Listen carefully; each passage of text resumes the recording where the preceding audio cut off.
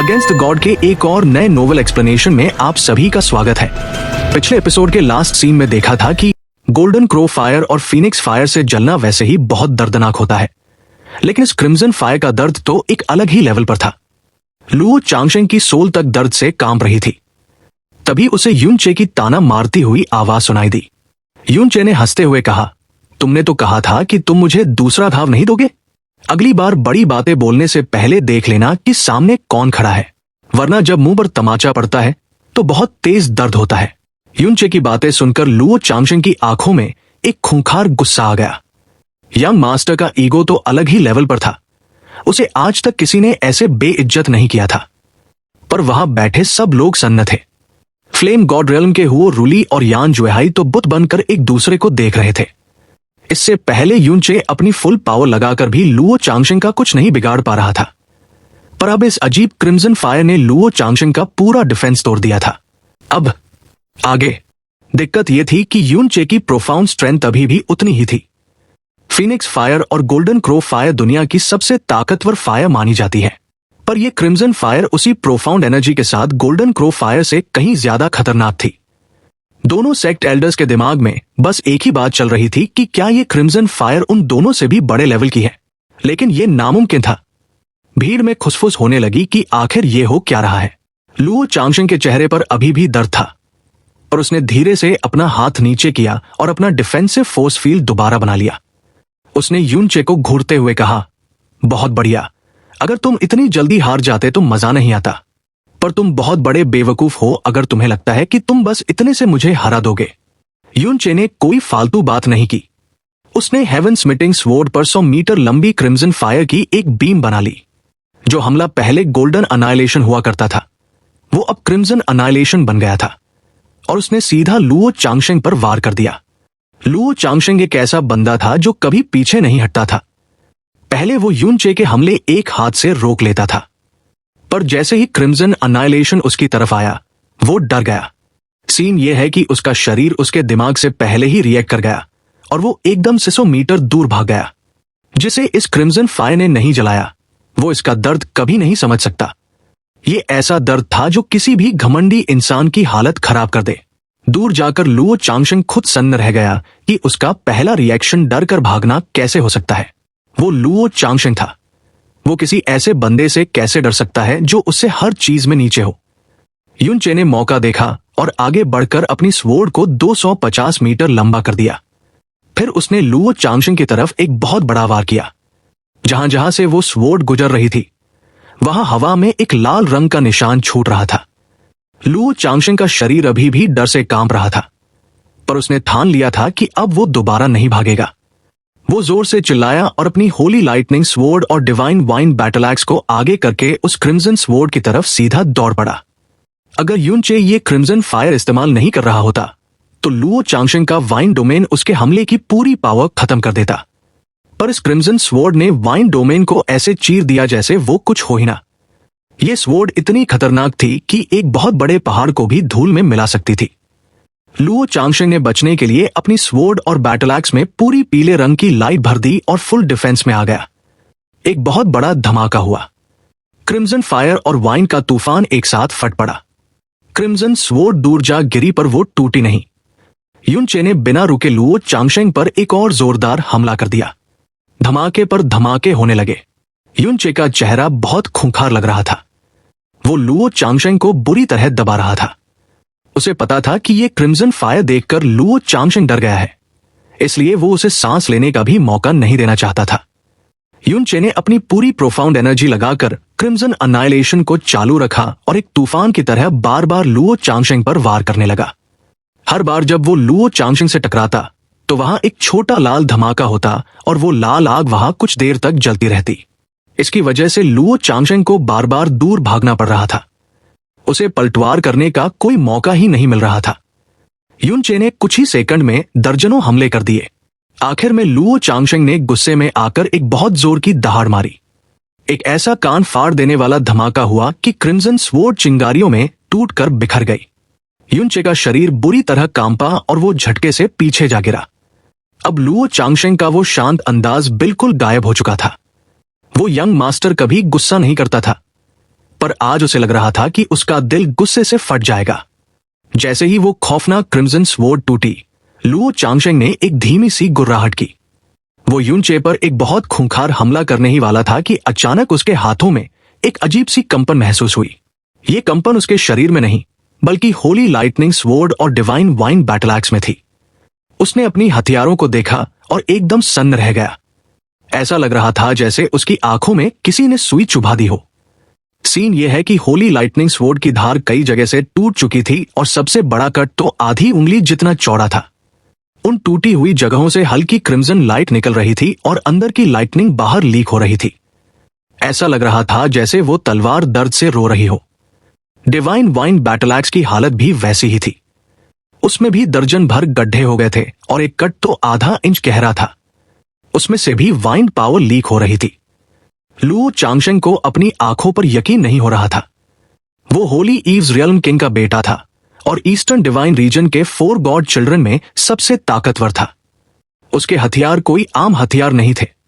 वो divine spirit realm के सबसे बेहतरीन हथियार थे, जिनमें डिवाइन पावर भरी हुई थी और उन्हें उसी लेवल की पावर से नहीं तोड़ा जा सकता था। पर सच यही था कि उस क्रिम्सन स्वॉर्ड ने उन्हें बुरी तरह तोड़ दिया था। हैरानी की वजह से लुओ चांगशेंग का ध्यान भटक गया और उसने हमला करने का सबसे अच्छा मौका गवा दिया। जब तक वो संभलता, युनचे वापस उसके पास पहुंच गया। भले ही क्रिम्सन स्वॉर्ड बीम वापस नहीं आई थी, पर हेवन स्मिटिंग स्वॉर्ड पहले से भी ज्यादा चमक रही थी।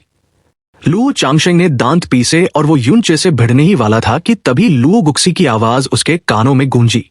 लुओ गुक्सी ने कहा कि चांगशेंग, युनचे की फायर बहुत खतरनाक है, पर उसकी ऑरा एकदम डगमगा रही है। वो इसे ज्यादा देर तक नहीं रोक पाएगा।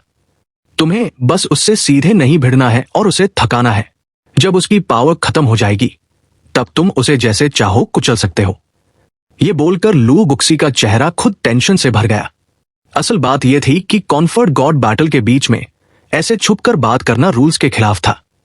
पर उसने ऐसा इसलिए किया क्योंकि उसने लुओ चांगशेंग को कभी इतने बुरे हाल में नहीं देखा था। एक और धमाका हुआ। युनचे ने फायर का हमला किया, पर लुओ चांगशेंग पहले ही बहुत दूर भाग चुका था। युनचे ने एक्सट्रीम मिराज लाइटनिंग का इस्तेमाल किया और दोबारा उसे फायर में घेरने की कोशिश की। लुओ चांगशेंग ने चिल्लाकर अपने सामने कई पीले रंग के बैरियर्स बना लिए और फिर से दूर भाग गया। लुओ चांगशेंग की स्पीड युनचे से ज्यादा थी। वाइंड पावर की वजह से वो इतना तेज था कि आंखें उसे पकड़ नहीं पा रही थी। युनचे उसे एक तूफान की तरह दौड़ा रहा था और लगातार हमले कर रहा था, पर फुल डिफेंस में होने की वजह से लुओ चांगशेंग हर बार धमाके के बीच में आने से बच जाता था। पूरे गॉड कॉन्फर्ट स्टेज पर हवा गूंज रही थी और फायर फट रही थी। दिक्कत यह थी कि अब युनचे लुओ चांगशेंग को दौड़ा रहा था। भले ही युनचे उसे चोट नहीं पहुंचा पा रहा था, पर यह नजारा देखने में बहुत बुरा लग रहा था। बार बार नाकाम होने पर युनचे का माथा भन्ना गया। वो एक पल के लिए रुका और उसके चारों तरफ की क्रिम्सन फायर अचानक से गोल्डन क्रो फायर की तरह भड़कने लगी। उसने और भी भयानक फायर वेव्स के साथ लुओ चांगशेंग पर फिर से हमला कर दिया। हर धमाके के बाद वहां क्रिम्सन फायर का एक और बड़ा गोला बन जाता था और वो गोले बुझने का नाम ही नहीं ले रहे थे। देखते ही देखते गॉड कॉन्फर्ट स्टेज पर दर्जनों क्रिम्सन फायर बॉल्स बन गए जो लाल तारों जैसे लग रहे थे। हुओ रूली ने टेंशन में कहा कि लुओ चांगशेंग अभी कमजोर लग रहा है, पर वो बस इंतजार कर रहा है कि युनचे की फायर खत्म हो जाए। ये अजीब फायर बहुत अनकंट्रोल है और युनचे इसे ज्यादा देर तक नहीं रोक पाएगा। अगर वो कर सकता तो शुरुआत से ही इसे इस्तेमाल करता। अगर लुओ चांगशेंग के हारने से पहले ये फायर खत्म हो गई तो युनचे पक्का हार जाएगा। हुओ रूली ने यान जुएहाई की तरफ देखा, पर वो कुछ बोल नहीं रहा था। वो बस आगे की तरफ घूरते हुए हकला रहा था कि ये तो। हुओ रूली कुछ समझ नहीं पा रहा था। तभी एक और धमाका हुआ और एक नया फायर बॉल बन गया, पर अचानक युनचे ने हमला करना बंद कर दिया। वो हवा में एकदम शांत खड़ा था और उसकी आंखों में एक अजीब सी लाल चमक थी। उसके चारों तरफ 36 लाल फायर बॉल्स हवा में तैर रहे थे। क्योंकि युनचे रुक गया था तो लुओ चांगशेंग ने भी भागना बंद कर दिया, पर वो बिल्कुल भी शांत नहीं था क्योंकि उसे अंदर ही अंदर एक बहुत बड़ा खतरा महसूस हो रहा था। तभी लुओ गुक्सी ने जोर से चिल्लाकर कहा, चांगशेंग अब अपना डिफेंस करो। और तभी सब लोगों के सामने वो फायरबॉल्स फटने की बजाय धीरे धीरे खिलने लगे। वो 36 फायरबॉल्स बहुत ही खूबसूरत फायर लोटसेस में बदल गए। पहले उनमें सिर्फ एक लेयर थी जिनमें 9 पंखुड़ियां फायर की तरह जल रही थी, पर फिर उनमें लेयर्स बढ़ने लगी। 2, 3, 5। वो इतने खूबसूरत थे कि ऐसा लग रहा था जैसे सब कोई सपना देख रहे हों। ये देखते ही लुओ चांगशेंग जोर से दहाड़ा और उसके शरीर से एक गाढ़ी पीली लाइट निकलने लगी। उसने अपना सबसे पावरफुल डिफेंस बैरियर बनाया, फिर दूसरा, फिर तीसरा। ऐसे करते करते 20 बैरियर्स बना लिए। उसने अपनी पूरी पावर सिर्फ खुद को बचाने में लगा दी। इधर लुओ चांगशेंग पागलों की तरह बैरियर्स बना रहा था और उधर वो 36 लोटसेस बहुत तेजी से खिल रहे थे। हर नई लेयर के साथ वो पहले से डबल बड़े हो रहे थे। सब लोग सन्न रह गए जब वो फायर लोटसेस हजारों मीटर बड़े हो गए। जब उनकी पंखुड़ियां एक दूसरे से मिली तो उनकी फायर ऑरा आपस में जुड़ गई। अचानक हवा में एक बहुत बड़ा लाल फायर का खंभा बन गया और उसमें एक खौफनाक जलते हुए फीनिक्स का फैंटम दिखाई दिया। ऐसा लगा जैसे असली फीनिक्स स्पिरिट दुनिया में आ गई हो। उसने अपने पंख फैलाए और एक लंबी चीख मारी। वो सारे लोटसेस आपस में पिघल गए और बिना किसी आवाज के एक बहुत बड़े कमल में बदल गए जो कम से कम कई 100 किलोमीटर चौड़ा था। यह देखकर यान जुएहाई का पूरा शरीर कांप उठा। उसने फटी हुई आवाज में कहा, ये तो वर्ल्ड इल्यूमिनेटर रेड लोटस है। उसकी ये बात सुनकर वहां बैठे सब लोगों का मुंह खुला का खुला रह गया। वो खिलता हुआ लाल कमल इतना खूबसूरत था कि कोई भी उसे देखकर उसमें खो जाए। वो बिना किसी आवाज के सबके सामने खिला और उसने पूरे कॉन्फर्ट गॉड स्टेज को अपनी लाल रोशनी से ढक लिया। आसमान तक उस कमल की वजह से लाल हो गया था, पर देखने में यह जितना शांत लग रहा था, असल में यह फीनिक्स की वो भयानक पावर थी जो समंदर सुखा सकती थी और आसमान को जलाकर राख कर सकती थी। एक मिडिल रियल्म किंग ने हकलाते हुए कहा कि क्या यह सच में फीनिक्स का सबसे ताकतवर फायर लोटस है। कॉन्फर्ट गॉड स्टेज पर यूनचे और लुओ चांगशेंग तो अब दिख ही नहीं रहे थे।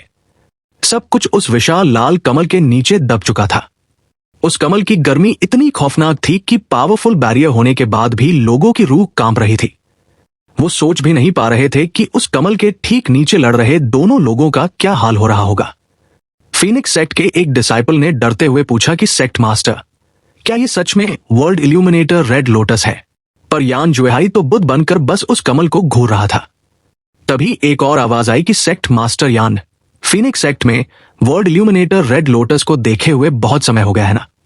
यान जुएहाई भारी सांसें ले रहा था। इस सवाल ने उसे होश में ला दिया, पर उसकी नजर अभी भी उस लाल कमल पर ही थी। उसने कहा कि पूरे 90,000 साल हो गए हैं। 90,000 साल पहले हमारे सेक्ट के एक पूर्वज ने वर्ल्ड इल्यूमिनेटर रेड लोटस को हासिल किया था।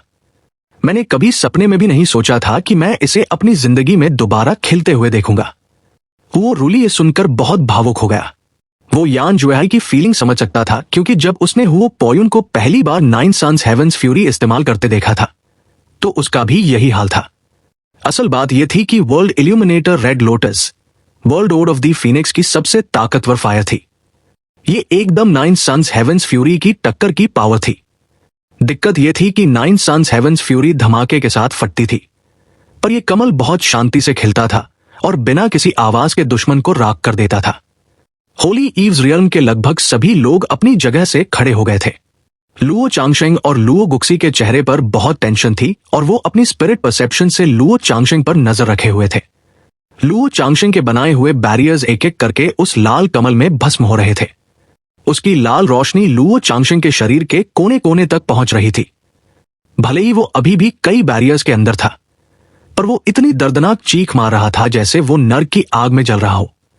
उधर ईस्ट साइड में बैठे ब्रह्मा हेवन गॉड एम्परर ने भी अपनी स्पिरिट परसेप्शन से लुओ चांगशेंग को देखा। फिर उसने मुंह बनाते हुए कहा कि अगर लुओ गुक्सी ने छुपकर लुओ चांगशेंग को पहले ही चेतावनी नहीं दी होती तो वो इतनी जल्दी फुल डिफेंस नहीं कर पाता। उस आधे सेकंड की देरी से ही ये लड़ाई खत्म हो जाती। कौन सोच सकता था कि ईस्टर्न डिवाइन रीजन की नंबर 1 लुओ गुक्सी कॉन्फर्ट गॉड बैटल के फाइनल में ऐसी चीटिंग करेगी। सीन यह है कि लुओ गुक्सी की कल्टिवेशन बहुत हाई थी, इसलिए ऑनरेबल क्यू हुई तक उसकी वो छुपकर की गई बात नहीं पकड़ पाए थे। पर ब्रह्मा हेवन गॉड एम्परर से कुछ नहीं छुप सकता था। उनके बगल में बैठी कियानी यिंगर ने हंसते हुए कहा कि अगर लुओ चांगशेंग सिर्फ उसका भतीजा या डिसाइपल होता तो वो ऐसा कभी नहीं करती, पर जब बात उसकी अपनी हो तो बड़े बड़े लोग भी आपा खो देते हैं। ब्रह्मा हेवन गॉड एम्परर ने हैरानी से पूछा कि तुम्हारा क्या मतलब है? कियाने इंगर ने एक अजीब सी मुस्कान के साथ कहा कि आज सुबह ही अंकल गु ने मुझे एक बहुत मजेदार बात बताई थी। उन्होंने बताया था कि लुओ चांगशेंग की लाइफ ऑरा काफी हद तक लुओ गुक्सी जैसी है। ब्रह्मा, हेवन, गॉड, एम्परर एकदम सन्न रह गए। पर कियाने इंगर ने बात घुमाते हुए कहा कि औरस पर भरोसा नहीं किया जा सकता। मुझे बस ये बात मजेदार लगी इसलिए बता दिया। भले ही कॉन्फर्ट गॉड स्टेज पर खिला हुआ कमल बहुत बड़ा था, पर वो असली वर्ल्ड इल्यूमिनेटर रेड लोटस का एक छोटा रूप था। जैसे ही वो कमल अपनी पूरी पावर से खिला, यूनचे की सारी एनर्जी खत्म हो गई और वो सीधे जमीन पर आ गिरा। उसके शरीर की क्रिम्सन फायर भी बुझ गई थी, पर वो एक पल के लिए भी रिलैक्स नहीं हुआ। उसने तुरंत लुओ चांगशेंग की तरफ देखा। यूनचे ने सोचा कि लुओ चांगशेंग सच में ईस्टर्न डिवाइन रीजन का सबसे ताकतवर गॉड चाइल्ड है। उसने मेरा लाल कमल देखते ही तुरंत अपना डिफेंस बना लिया था। उसकी बैटल इंस्टिंक्ट बहुत कमाल की है। सच तो यह था कि यूनचे के पास इतनी प्रोफाउंड एनर्जी नहीं थी कि वो असली वर्ल्ड इल्यूमिनेटर रेड लोटस बना सके। इसलिए इतनी ताकतवर होने के बाद भी वो कमल लुओ चांगशेंग को पूरी तरह राख नहीं कर पाया, क्योंकि लुओ चांगशेंग ने शुरुआत से ही अपनी पूरी पावर लगा दी थी। कमल ने लुओ चांगशेंग के लगभग सारे डिफेंसेस तोड़ दिए थे, पर आग बुझने से पहले अभी भी एक आखिरी बैरियर बचा हुआ था। यूनचे ने दांत पीसे और अपनी बची कुची पावर लगाकर खुद को फिर से तैयार किया। उसने बुझती हुई आग को जबरदस्ती जलाया और फॉलिंग मून सिंकिंग स्टार हमले के साथ सीधा लुओ चांगशेंग पर टूट पड़ा। लुओ चांगशेंग ने अपनी पूरी पावर उस लाल कमल को रोकने में लगा दी थी। वो अभी ठीक से सांस भी नहीं ले पाया था कि यूनचे ने अपनी स्वॉर्ड से उसे एक जोरदार टक्कर मारी। होली लाइटनिंग स्वॉर्ड और डिवाइन वाइन बैटल एक्स उसके हाथ से छिटक कर दूर जा गिरी। एक जोरदार धमाके के साथ यूनचे जमीन पर गिर गया। उसके हाथ दर्द से फट रहे थे और उसका शरीर इतना कमजोर हो गया था कि वो आगे हमला नहीं कर सकता था। लुओ चांगशेंग हवा में गोल गोल घूमता हुआ कई बार जमीन से टकराया और दूर जा गिरा। वो ऐसे लग रहा था जैसे तूफान ने किसी भारी पत्थर को उड़ा दिया हो। भले ही वो लाल कमल से बच गया था, पर उसकी हालत बहुत खराब थी। उसके सफेद कपड़े जलकर काले हो गए थे और फट चुके थे। उसके आधे से ज्यादा बाल जल गए थे और आधे शरीर पर जलने के काले निशान और गड्ढे बन गए थे। उस क्रिम्सन फायर का दर्द इतना भयानक था कि उसके शरीर की हर मांसपेशी बुरी तरह फड़क रही थी। वो आग से तो बच गया था, पर उसकी भयंकर गर्मी से खुद को नहीं बचा पाया। तभी एक आवाज आई, क्लैंग। होली थंडर स्वॉर्ड उसके पीछे गिरी और फिर बैन। भारी divine wind battle axe Luo Changsheng के ठीक सामने गिरी और हवा में उछल गई। अचानक वो बैटल एक्स 3 टुकड़ों में टूट गई और जमीन पर गिर गई। उस बैटल एक्स से आने वाली दर्दनाक आवाज धीरे धीरे खत्म हो गई और फिर उसमें बंद वाइंड पावर ऐसे बहन निकली जैसे कोई डैम टूट गया हो। असल बात यह थी कि क्रिम्सन फायर में बार बार जलने के बाद यूनचे के उस आखिरी वार ने डिवाइन वाइंड बैटल एक्स के टुकड़े टुकड़े कर दिए थे। पूरे स्टेडियम में सन्नाटा छा गया। सब लोग बस अपनी सांसें रोककर यह नजारा देख रहे थे। डिवाइन वाइंड बैटल एक्स टूट चुकी थी। वो मशहूर, समझदार और ताकतवर स्टॉर्म बैटल एक्स जो इतने सालों से लुओ चांगशेंग के साथ थी, वो यूनचे की स्वॉर्ड के सामने चूर चूर हो गई थी। लुओ चांगशेंग की आंखें फटी की फटी रह गई। उसे यकीन ही नहीं हो रहा था कि ये सब सच में हो गया है, पर वो ज्यादा देर तक सदमे में नहीं रहा। उसने धीरे धीरे अपने दोनों हाथों के सहारे खुद को खड़ा किया। उसने अपना हाथ आगे बढ़ाया और टूटी हुई डिवाइन वाइंड बैटल एक्स उसके हाथ में आ गई। उसने बिना कुछ सोचे उसे रख लिया। होली थंडर स्वॉर्ड भी वापस आ गई, पर उसने उसे भी रख लिया। यूनचे का चेहरा उतर गया। वो लुओ चांगशेंग को देखकर अंदर ही अंदर सन्न था। लुओ चांगशेंग पर उसके full power world illuminator red lotus का हमला हुआ था और उसके सारे डिफेंसेस टूटने के बाद भी उसे स्वॉर्ड से कड़ी टक्कर मिली थी। पर लुओ चांगशेंग को उतनी गहरी चोटें नहीं आई थी जितनी यूनचे ने सोची थी। यूनचे तो बस हैरान था, पर लुओ चांगशेंग को जानने वाले लोग उससे 10 गुना ज्यादा सदमे में थे। अपर स्टार रिल्म्स के कई लोगों को पता था कि लुओ चांगशेंग इतना ताकतवर इसलिए है क्योंकि उसका शरीर और आत्मा divine water of absolute beginning से नहलाए गए थे। ये पानी प्राइमल केओस में सबसे कीमती चीज थी और इसे पाना लुओ गुक्सी के लिए भी बहुत खतरनाक था। पर उसने इसे खुद इस्तेमाल करने के बजाय लुओ चांगशेंग को दे दिया था और अपने हाथों से उसे नहलाया था। इसकी वजह से उसका शरीर एक लोहे की दीवार जैसा पावरफुल हो गया था। पर फिर भी यूनचे ने अपनी स्वॉर्ड और फायर से उसकी ऐसी हालत कर दी थी। लुओ गुक्सी की सांसें तेज हो गई थी। उसकी आंखें हमेशा शांत रहती थी, पर आज वो गुस्से और टेंशन से कांप रही थी।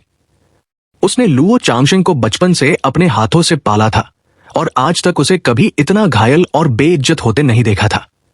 लुओ चांगशेंग की सांसें बहुत तेजी से चल रही थी और वो पूरी तरह से कंफ्यूज होकर युनचे को घूर रहा था। कुछ ही सेकंड बाद युनचे ने एक बहुत अजीब बात नोटिस की। लुओ चांगशेंग की आंखों में एक डरावनी शांति आ चुकी थी।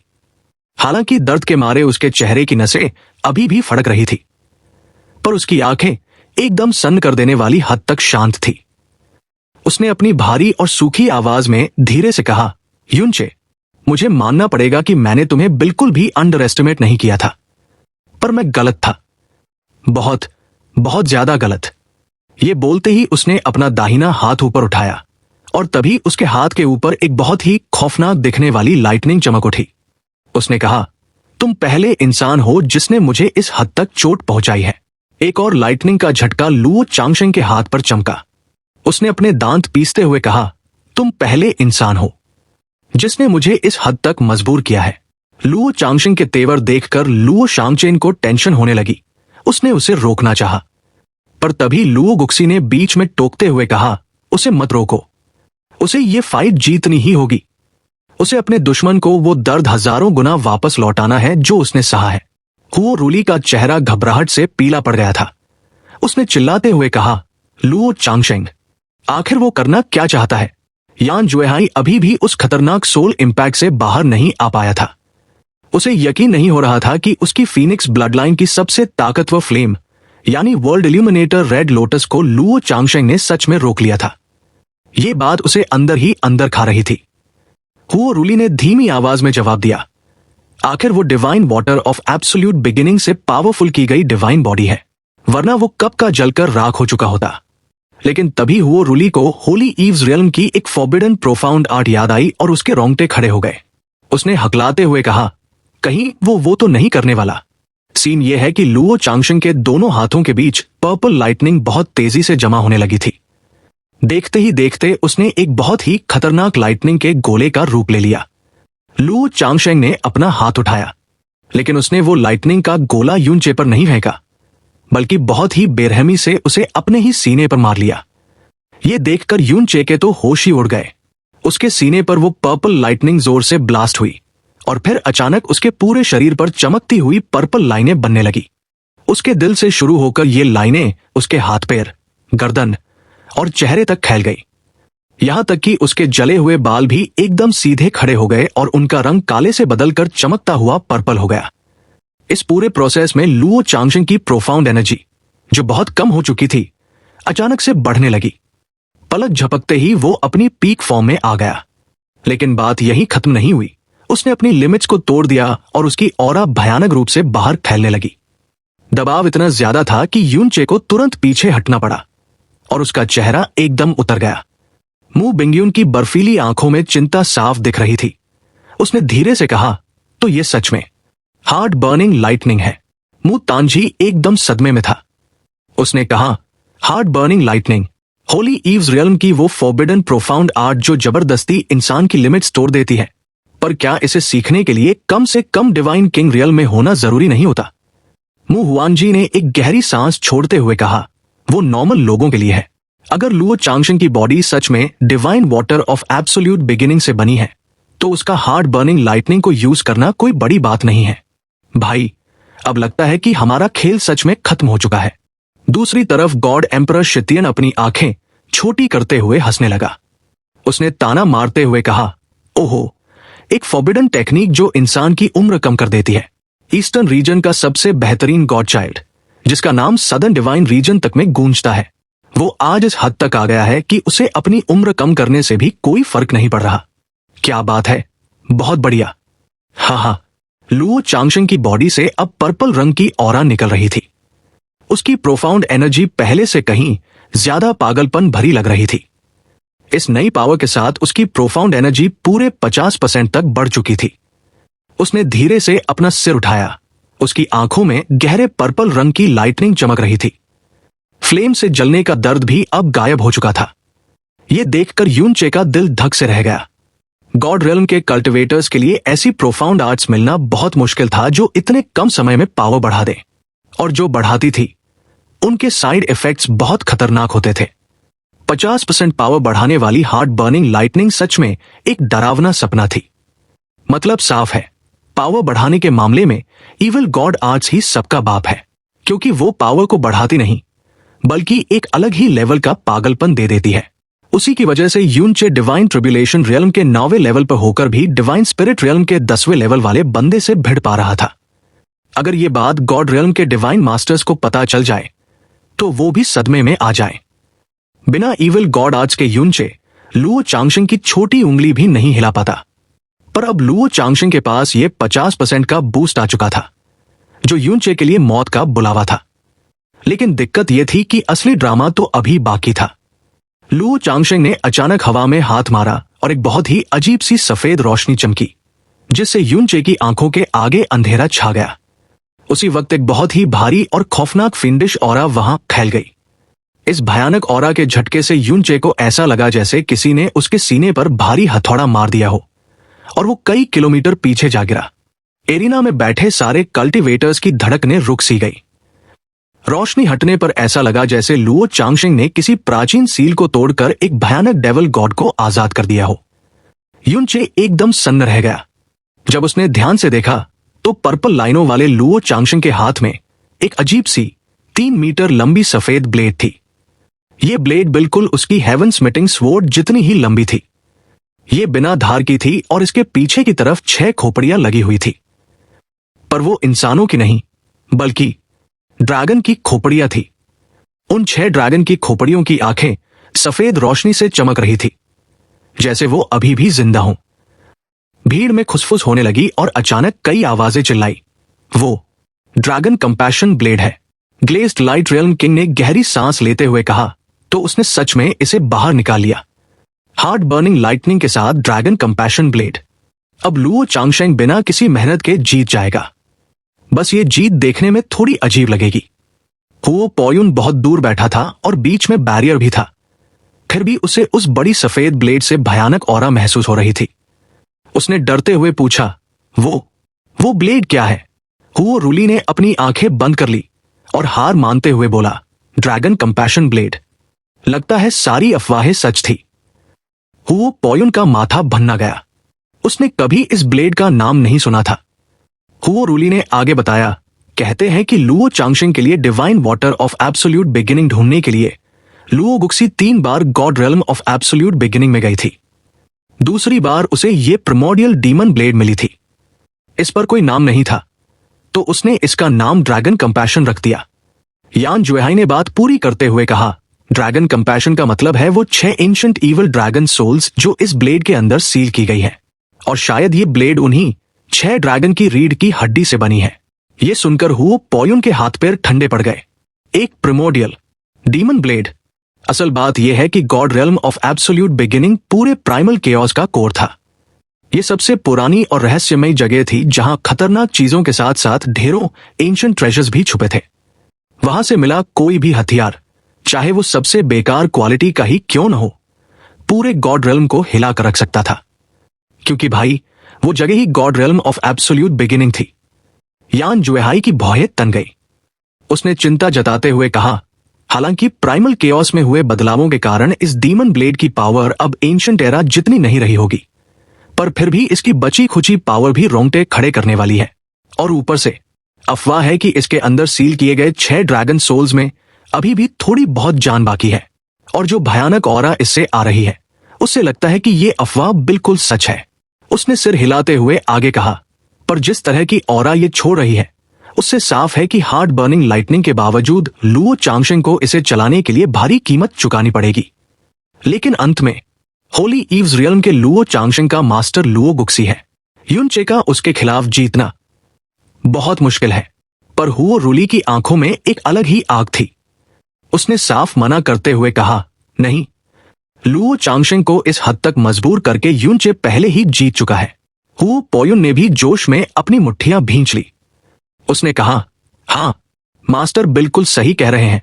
ब्रदर यून जीत चुके हैं, और सिर्फ हम ही नहीं, मुझे यकीन है कि यहां बैठे ज्यादातर लोग भी यही मानते हैं कि वो लुओ चांगशिंग से कहीं ज्यादा कमाल के हैं। अब दिक्कत ये थी कि जब इतने दूर बैठे लोगों को उस इविल ड्रैगन की भयानक स्पिरिचुअल प्रेशर महसूस हो रही थी, तो लुओ चांगशिंग के सामने खड़े युनचे का क्या हाल हो रहा होगा। युनचे का चेहरा उतर गया था, उसके माथे की नसें तन गई थी और उसके शरीर की हर हड्डी से हल्की हल्की आवाजें आ रही थी। जैसे ही लुओ चांगशिंग ने ड्रैगन कंपैशन ब्लेड को धीरे से उठाया, एक हल्का सा ब्लेड स्टॉर्म उठा जिसने तुरंत ही वहां की हवा खींच ली। लुओ चांगशिंग ने अपना सिर उठाया। उसकी आंखों में जो पर्पल रोशनी थी वो अब पूरी तरह शांत हो चुकी थी। वो अपने उसी पुराने घमंड वाले अवतार में वापस आ गया था, जहां उसे लगता था कि सब कुछ उसके कंट्रोल में है। उसने बिना किसी गुस्से के शांत आवाज में कहा, युनचे, तुम सच में कमाल हो। मुझे तुम्हारी तारीफ करनी ही पड़ेगी। तुम मेरे जन्म से लेकर अब तक के सबसे पावरफुल दुश्मन हो। तुमने मुझे जितना दर्द और चोटें दी है उतनी मैंने अपनी पूरी जिंदगी में नहीं सही। युनचे चुपचाप सुनता रहा। लुओ चांगशिंग ने आगे कहा, हार्ट बर्निंग लाइटनिंग मेरी लिमिट्स तोड़ती है, पर साथ ही मेरी उम्र भी कम करती है। और ये ड्रैगन कंपैशन ब्लेड, मैं अभी इसे पूरी तरह कंट्रोल नहीं कर सकता, तो इसे जबरदस्ती चलाने से मेरी जान को खतरा है। पर मुझे इन दोनों का इस्तेमाल करने पर मजबूर करने वाले युनचे, तुम पहले इंसान हो। उसने एक हल्की सी हंसी के साथ कहा, हालांकि तुम्हारी हार पक्की है, पर हार्ट बर्निंग लाइटनिंग और ड्रैगन कंपैशन ब्लेड के हाथों हारना। चैनल को सब्सक्राइब, वीडियो को लाइक और हाइप कर दो। साथ ही ऐसे ही रेगुलर वीडियोस के लिए आप मेंबरशिप ले सकते हैं। फर्क नहीं पड़ता आप कौन सी मेंबरशिप ले रहे हैं, कम लेवल वाली भी अगर आप मेंबरशिप लेते हैं तो इससे मेरी बहुत हेल्प हो जाएगी। इससे मुझे मोटिवेशन मिलेगा। साथ ही फ्यूचर में ऐसे ही और कमाल के वीडियोस आते रहेंगे। हमें सपोर्ट करने के लिए आप सभी को दिल से शुक्रिया।